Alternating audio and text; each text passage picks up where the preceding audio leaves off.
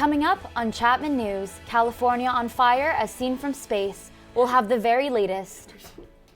Republicans fighting back after damning testimony against Trump on Capitol Hill.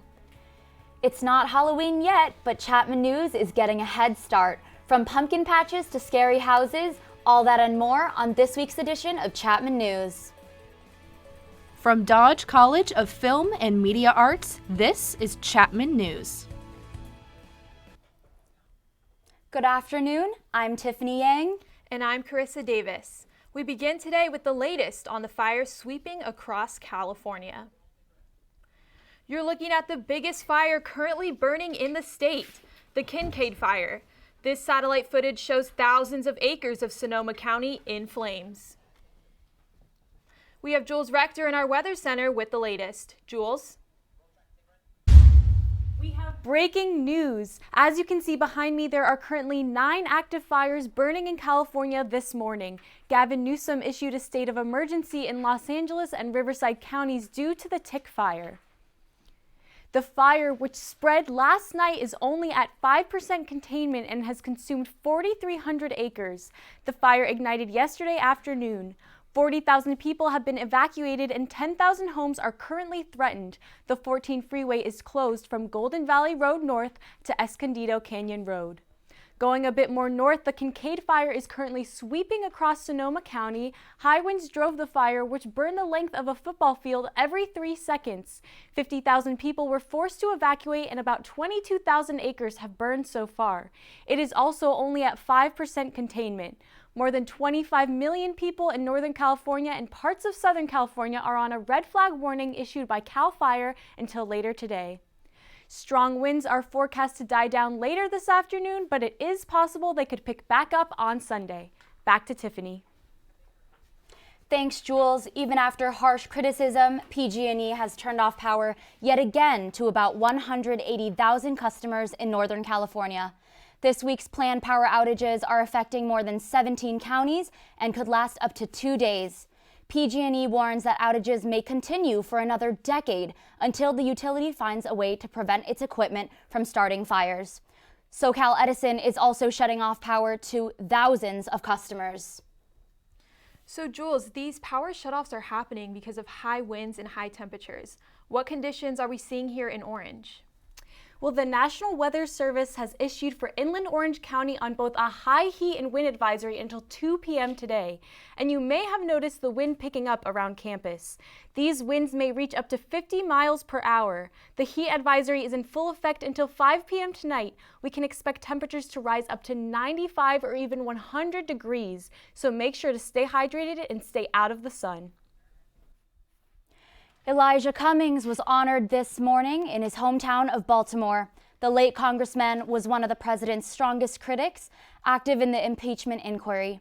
He was remembered this morning by Presidents Clinton and Obama, among many others. He was also remembered by his widow, Dr. Maya Rocky Moore. What Congressman Chairman Cummings did was not easy, and it got infinitely more difficult in the last months of his life. And while he carried himself with grace and dignity in all public forums, it hurt him. Because one thing you do not know about Congressman Cummings, he was a man of soul and spirit. He felt very deeply. He was very empathetic. It was one of his greatest gifts.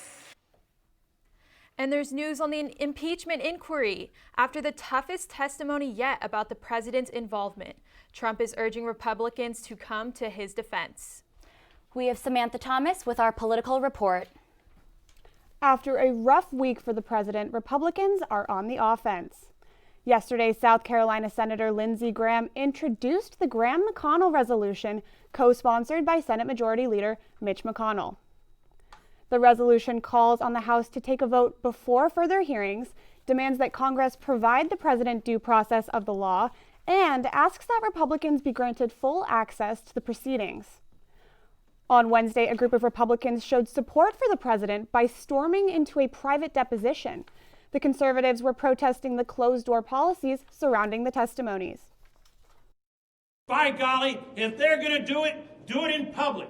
Don't hide it from the American people. Show your face where we can all see the travesty that you are trying to foist on America and the degradation of our republic that you are engaged in. The demonstration, in which the lawmakers brought in pizza and Chick-fil-A, delayed Deputy Assistant Secretary of Defense Laura Cooper's hearing by 5 hours. Lawmakers from both sides of the aisles showed disapproval towards these recent behaviors. They're in violation of House rules. The House parliamentarian has ruled that you just can't crash committees. I can't just go to any random committee and sit in. I can't walk into the Republican caucus and sit in. So they're just trying to be disruptive because the facts are not on their side, the law is not on their side. Cooper's eventual testimony confirmed Tuesday's statements made by Bill Taylor, the top U.S. diplomat to Ukraine. Taylor revealed that the president would not grant military aid to Ukraine until it publicly announced an investigation into Burisma, the company that employed Joe Biden's son, Hunter. This can be considered damning evidence of a quid pro quo. There's a lot of questions that this brings up, and it means more people have probably got to come back in and re-answer some questions. Ultimately, there's a question about how diplomacy should be conducted, and having an informal channel is not a good way of doing that. The president did not have kind words about the probe, calling it a lynching and raising fierce criticisms from racial justice advocates. Well, I think to have the president classify a constitutional remedy to an unlawful, egregious act such as lynching is beneath the dignity of the office of President of the United States. But not all Republicans are on the president's side, and Trump had a few choice words for these seeming defectors. One of these never-Trumpers is Mitt Romney, former presidential candidate and Utah governor. Romney has been outspoken about the president's policies, and in return, the president responded with this vague tweet. The never-Trumper Republicans, though on respirators, with not many left, are in certain ways worse and more dangerous for our country than the do-nothing Democrats. Watch out for them, they are human scum. According to recent polling, 55% of registered voters approved the inquiry, up 4 points from a week ago. And this morning, House investigators subpoenaed 3 more administration officials. I'm Samantha Thomas. Back to you guys. Facebook CEO Mark Zuckerberg took a 6-hour beating on Capitol Hill this week. He came to defend Libra, Facebook's new cryptocurrency, but ended up answering questions about disinformation and political ads.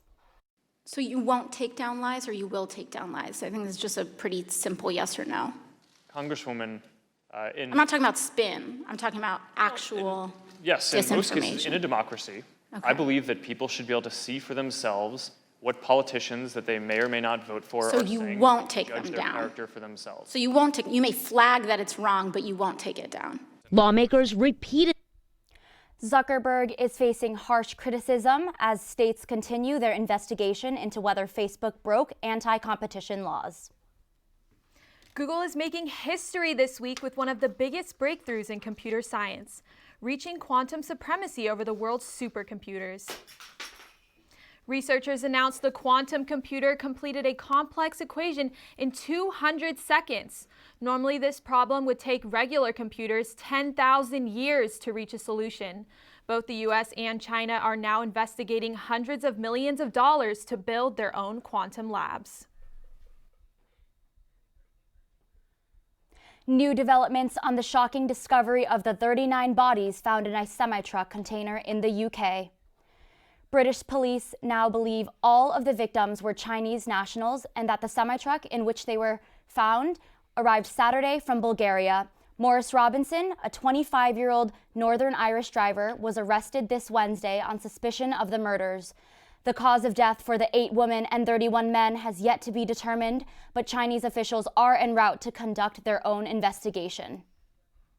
My thoughts and all thoughts and condolences are with the victims and their loved ones at this utterly terrible time. New updates in the college admissions scandal. Felicity Huffman out of jail only 11 days of her 14-day sentence. Anne Lori Laughlin and husband Massimo Giannulli, along with 9 other parents, are now facing federal charges for conspiracy to commit bribery. This new charge carries a maximum sentence of up to 5 years in prison and an additional fine up to $250,000.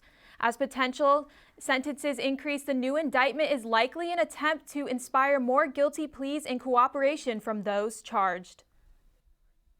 Chapman's administration is under fire from the Panther this week.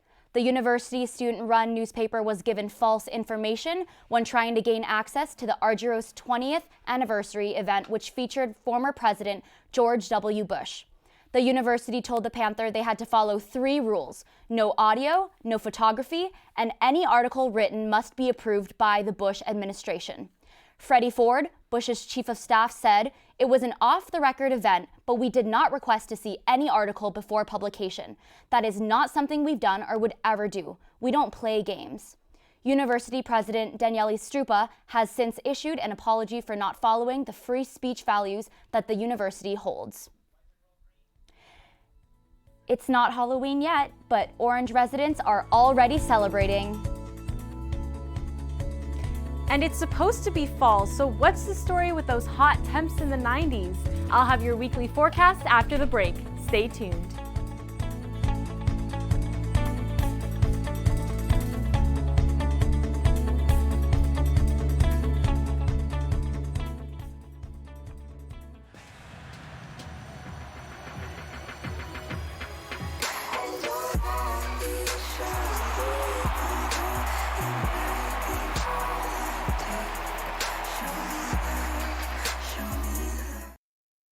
Dora knows the best place to explore is the forest.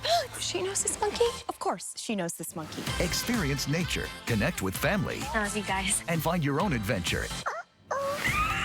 Visit discovertheforest.org to find a forest or park near you. We've definitely been experiencing some extreme weather here in Orange County. We have Jules Rector in the Weather Center with the latest. Jules? The happiest place on Earth also became the warmest this week, according to the National Weather Service. Anaheim was the hottest place in the country on Monday. The late October temperatures at a scorching 98 degrees, but that heat wave still didn't stop people from going to the parks. But don't worry though, because right here in Orange, it won't reach 98 degrees today, but it is still pretty hot. Right now, it is currently 93 degrees, which is super hot, and it's also a little bit windy. Don't forget, we're still on that wind advisory until 2 p.m. today. For our Orange County forecast, we're looking at 92 in Westminster and Irvine, 87 in Newport Beach, 85 in Laguna, high of 94 in Orange, 91 in Mission Viejo, and 85 in San Clemente. Going a little bit more north, we have 85 in Santa Barbara, Avalon, and Oceanside, 86 in San Diego, high of 95 in Anaheim, so not a high of 98 this week, luckily, 91 in Los Angeles, 67 in Big Bear, and actually Palm Springs is a little bit lower than usual. For our 5-day forecasts, we have a wind advisory today until 2 p.m., and also it could be a little bit more windy on Sunday, picking back up. Hopefully we won't see some more fires. And also, that wind might bring in some cooler temps with a high of 73 on Sunday. That's your weather update this week. I'm Jules Rector, and enjoy your Halloween weekend. So Carissa, it's officially spooky season. Have you carved a pumpkin yet? You know what? I have not had the time yet, but we sent our reporter Avery Sorensen to a pumpkin patch at Tanaka Ranch where families get ready for Halloween. Avery? I'm here at Tanaka Farms in Irvine, where people are grabbing pumpkins for Halloween. The farm has a wagon ride, corn maze, fresh vegetable garden, and plenty of pumpkins for picking out the perfect jack-o'-lantern. The farm is open every day this week, and admission is only $4 per person, but make sure you get a parking pass in reserve. All right, well, I'm going to head inside and go get the perfect pumpkin. Back to you guys in the studio. Thanks, Avery. So I don't know about you, but after class, I'm definitely going to go home to Trader Joe's and get a few pumpkins to carve. What about you? Yeah, no, I definitely need to. Halloween's coming up, so got to get that done for sure. Yeah. And with Halloween right around the corner, Orange residents took to the Circle in Old Town for the annual Treats in the Streets event.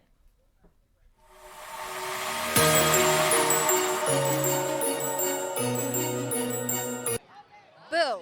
I I hope I didn't scare you, even though the streets of Orange are frightening tonight. I mean, just look behind me at everything that's happening. But at least I get to try some tasty treats later. The 23rd annual Treats in the Streets Autumn Festival brought Orange residents to the Circle as kids trick-or-treated with their parents and friends. This is a free community event with games, trick-or-treating, and a costume parade. I asked the kids what their favorite part of the event was. Trick-or-treating. You get free candy. Getting treats. My favorite part of the night is having dinner. Local nonprofit groups sold food items and festive treats. We spoke with Orange residents to see why they brought their kids to this event. It's fun. It's such a big event. There's so many things to do. It's a fun family event. It's a nice tradition our city has, and it's just want to keep up the tradition, and it's safe and it's fun for them to be out here. After talking to all those people with their amazing costumes, I'm definitely feeling underdressed. Gotta go find a new costume before next week. I'm Laura Yuxazian, Chapman News. Call yourself a horror movie buff? Wish you could immerse yourself into some of your favorite films? Thanks to experiential artist Maximilian's exhibit, I Like Scary Movies, now you can. Jules Rector has a story. This multi-sensory interactive horror exhibit pays tribute to some of your favorite horror films. The set includes recycled materials from famous blockbuster films and is housed in a historic Art Deco building that is rumored to be haunted. Films like The Shining, It Chapter 1, A Nightmare on Elm Street, Beetlejuice, and Friday the 13th are on display. The I Like Scary Movies experience allows guests to pretend like they're a character in one of their favorite horror films and capture the moment through a variety of photo ops. Wouldn't you like to pose for a photo in Pennywise's underground lair? Known for his immersive and interactive creations, artist Maximilian takes things a step further from the typical haunted maze. This is not a selfie museum. It's something much more than that. It's a mixture of three basic components. It's art installation meets experience, meets photo opportunities. So I wanted to give somebody a little bit of everything to sort of enjoy with I Like Scary Movies. The exhibit has been described as art for the Instagram era, referring to the many photo ops throughout. I Like Scary Movies will be open until November 17th, so don't miss out on this unique experience. Reporting from Orange, California, I'm Jules Rector for Chapman News. I don't know about you, but I'm definitely going to check it out and get some pictures for my Instagram. Measles is back in Southern California, and this time at the happiest place on earth. Health officials issued a measles exposure advisory at Disneyland after one visitor may have exposed hundreds to the contagious disease. This one visitor is now the 30th confirmed case of measles this year in LA County. If exposed, doctors say symptoms can arise for up to 21 days after initial contact. Coming up after the break, our entertainment producers find themselves trapped in a science experiment gone wrong. The Angels introduced Joe Madden as their new manager. Hear from him after the break on the Best Campus Sports Show.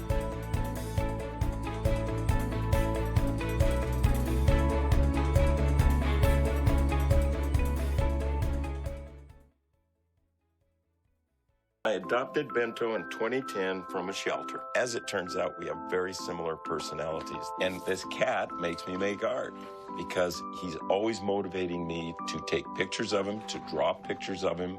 He just is motivating artistically. It's just that simple. Well, he's my best friend, but a lot of people know him as Keyboard Cat.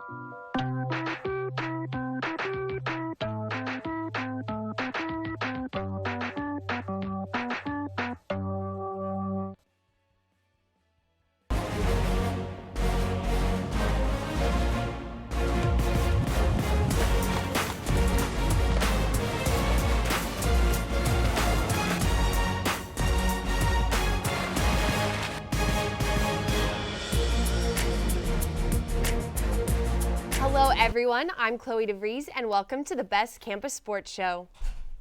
Chapman offensive lineman Hunter Spriggs has made his return to the gridiron after a 2-year battle with cancer. Spriggs has been active for every game this season, but finally got his number called in their game against Occidental. He had been preparing for this moment for a long time, and he says that it still has not sunk in. It was surreal, unreal even. It took me a couple days to process. I don't know if I've still processed it. I think once season's over, then I'll have more time to like think it through, but so far it feels really good. It's really just kind of it's one of those pat in the back moments to like really say like, hey, I did this, I accomplished a goal. Let's set some new goals. And his next goal is to get a win tomorrow. The team plays Cal Lutheran tomorrow at the Hutton Sports Center at 7 p.m. Game coverage will be provided by Chapman Sports Broadcast Network.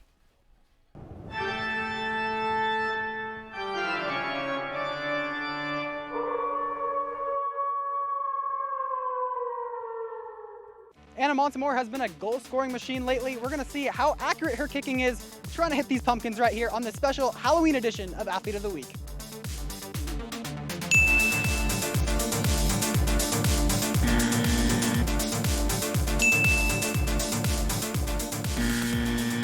So you just transferred here this year from Vanguard University. What drew you to Chapman? I really first came here for the Dodge Summer Film Academy, and so I stayed here and created a couple short films when I was in high school, and I fell in love with it, and then it was always kind of in the back of my head, and then I just thought maybe I should try and apply and transfer, and I did, and I loved it.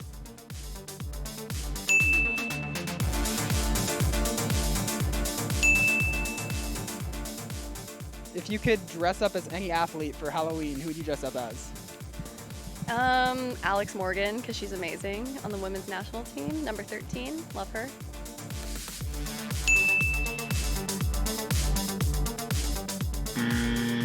Who is the scariest person on your team?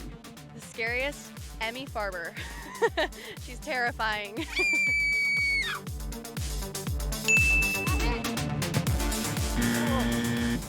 Well, she scored 5 goals last week and hit 5 pumpkins today. For Anna Montemore and Brad Benson, this has been another edition of Athlete of the Week.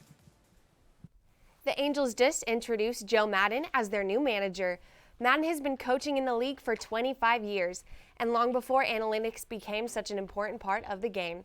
He plans to still use them, but he says that his players mean more to him than just a number.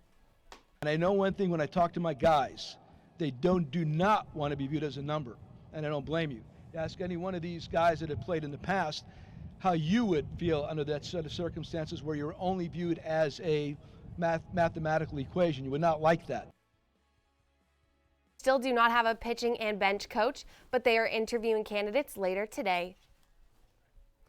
Orange County native and former Orange Lutheran High School star Garrett Cole made his first career World Series start in the Game 1 this week.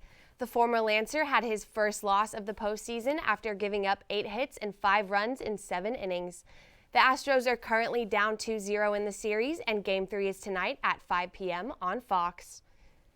Orange County SC is playing Real Monarchs SLC in the first round of the USL Championship playoffs. Orange County SC is the 5 seed in the Western Conference after a 15-10-9 regular season. Kickoff is tomorrow at noon and will be streaming on ESPN+. The NBA regular season tipped off this week with some new faces at the Staples Center. Anthony Davis and Kawhi Leonard suited up for their new teams as the Lakers and Clippers were a part of opening day. Leonard led all scorers with 30 points in the Clippers' 1-12 102 win. Paul George did not play but is expected to make his Clippers debut in 3 weeks. As people across the country are preparing for Halloween, one college baseball team in Texas held their annual Halloween baseball game. One player came dressed as Forrest Gump, and after hitting a ground ball, he ran to first and kept on going. Take a look.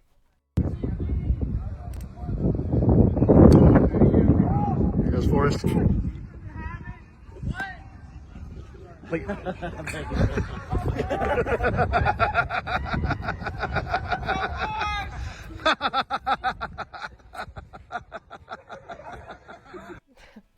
That's the latest in sports this week. Let's see what Shannon has for us today in entertainment. Coming up on entertainment, Forrest Gump isn't the only one running. Find out what singer just finished trekking across America on foot.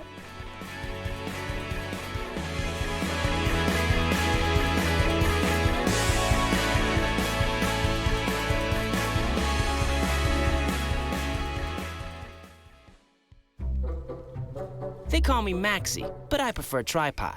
I was your above-average four-legged homie, and then wham, bam, minivan. Some people pity me. Now that's lame.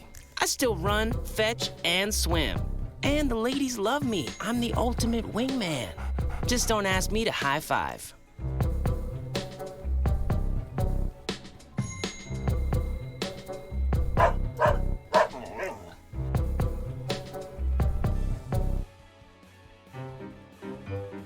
You think getting dumped by text is harsh? Try getting dumped by a tennis ball. My ex-owner drove me out to the woods, yelled fetch, and by the time I brought the ball back, he was gone. Yeah, I was pissed. But the folks at the shelter helped me let go of my anger. I learned coping skills, like taking it to the hole. Boom! Now I'm ready to fetch again. But how about I throw and you run and get it?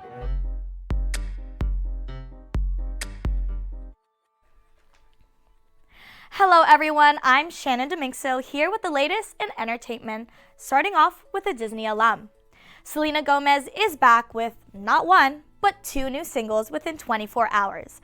The 27-year-old singer opens up to the world about losing her identity during a difficult relationship in her new song, Lose You to Love Me. The singer took to Instagram Live on Wednesday night to thank her fans for being supportive. I just wanted people to see that there is so much strength in the worst moments of your life. She also gives us a true bop about moving on with Look at Her Now. Both of the singles' music videos were shot on the new iPhone 11 Pro. The singles are the lead-off into her first album since 2015, which is believed to be in the pipeline for this fall. This singer said, "Baby, please don't go." But he went. Mike Posner just finished his trek across the United States. He spent the last 6 months walking over 2,800 miles across the country.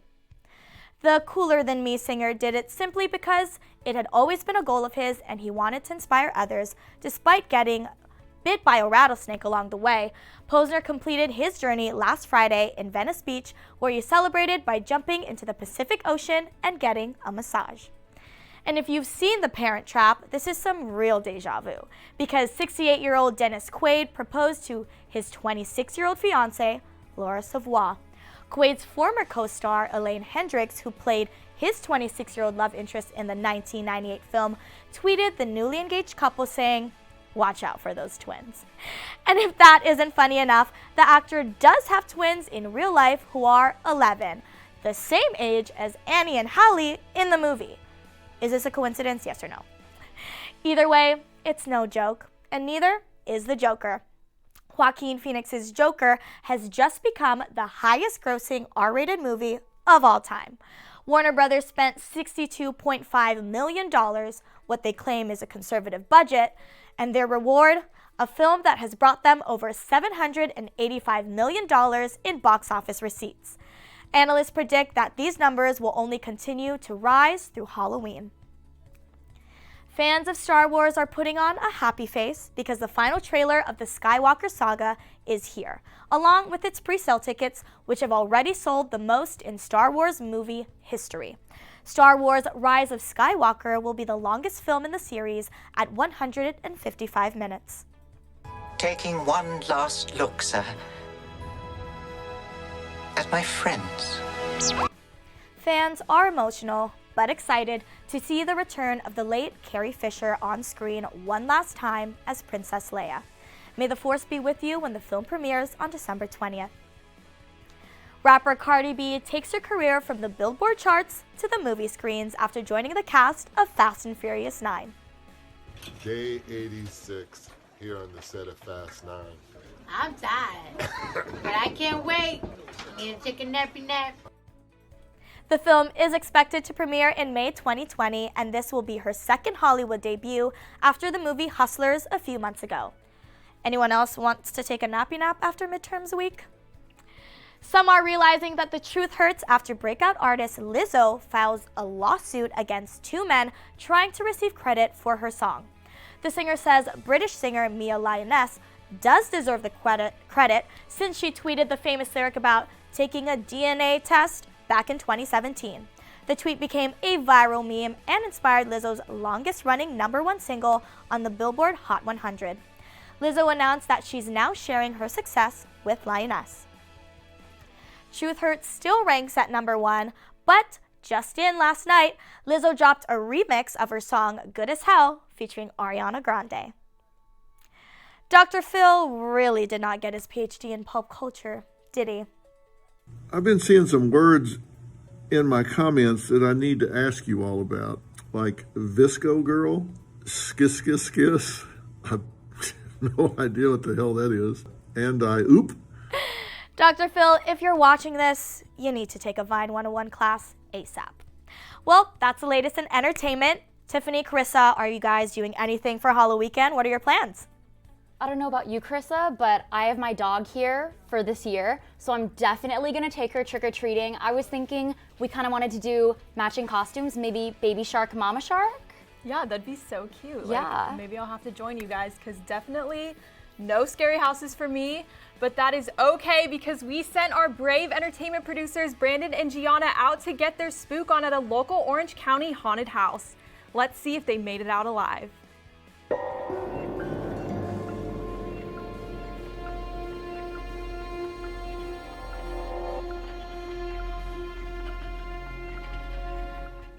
Gianna and I are here at Mission Viejo's Prism Haunted House. We're about to do a walkthrough. Are you ready? No. Me neither. So here at Microlab 2, things have gone horribly wrong, and so we're about to experience that firsthand. Great. Yeah. Prism Haunted House was started last year by David Pfefferman. You'll need to be sanitized before entering. Stand by. But this isn't your typical walkthrough. Believe it or not, there's a house back there. Oh. You didn't actually go inside my house. You went in my garage, you went in my porch, and you went in my front yard and driveway. But the house itself is surprisingly livable. Oh my. Oh my dear. Hi. It's been very interesting, to say the least, having this outside of our house. I get to take groceries in through the haunt, which has been fun, instead of going through my front door because it's now covered up with all of this. The house attracted over 750 people last year and was built completely from scratch by Pfefferman himself. I mean, everybody does Halloween in their own way, and everybody has fun in their own way. For me, I'm always kind of the guy who's like, can't we just take it to the next level? Get it out!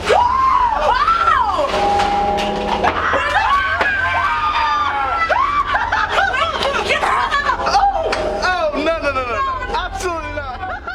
Like, there's just really some unique elements that I don't think other haunts have been able to pull off. We've got literally like a wall filled with eyeballs that are all attached to like microcontrollers. It's just been simply because of my passion for tech, and like I have the right friends to help me out with it. How do you like being in the haunted house? Great. There's only like one small problem, and that's that there cannot be any witnesses to what the doctor is doing in here. So we're gonna have to call in Steve to deal with our witnesses. Steve, would you please show our witnesses out?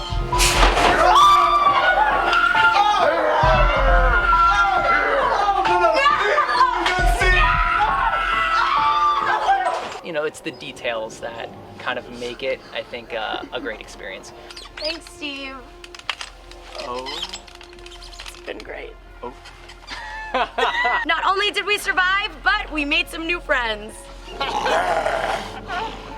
And you can meet them too at Prism Haunted House in Mission Viejo. For Chapman News, I'm Gianna Gravelisi. And I'm Brandon Lance Garnsey. And I'm the doctor. Back to you. Prism Haunted House will be open tonight, tomorrow, and on Halloween. Don't miss an episode of Chapman News. Check out our YouTube channel at chapmannews.tv and follow our social media accounts at Chapman News for weekly updates. I'm Tiffany Yang. And I'm Carissa Davis. Have a wonderful weekend.